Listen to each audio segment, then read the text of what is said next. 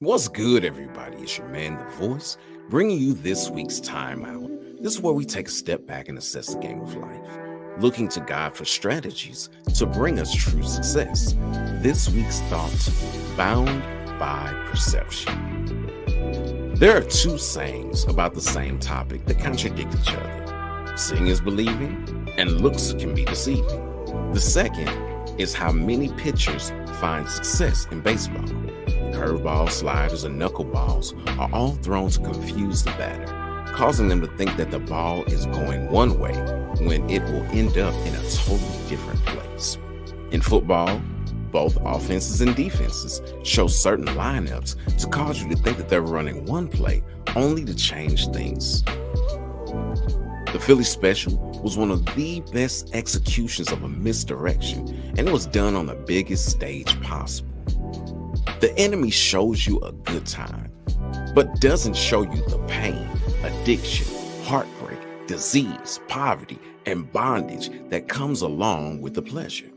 He gets you so focused on the perceived gain that you miss the astronomical interest that comes with it. Adam and Eve, Samson, Judas, Ananias and Sapphira are all biblical examples of short-sighted people who traded a moment of pleasure for life-altering pain. You may have heard that a relationship with Christ takes faith, but what does that look like? If you can see it, that's not faith. If someone is in the kitchen cooking for the house, you don't need faith to believe that a meal will be provided for you. Your bills are due on the 15th.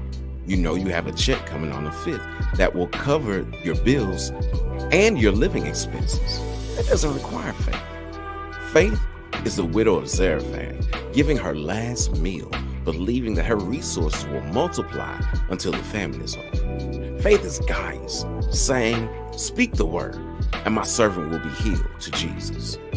Faith is the Hebrew boys believing in God's ability to deliver, whether he did or did not. Faith flies in the face of perception. Hebrews chapter 11, verse 1 says, "Now faith brings our hopes into reality and becomes the foundation needed to acquire the things we long for.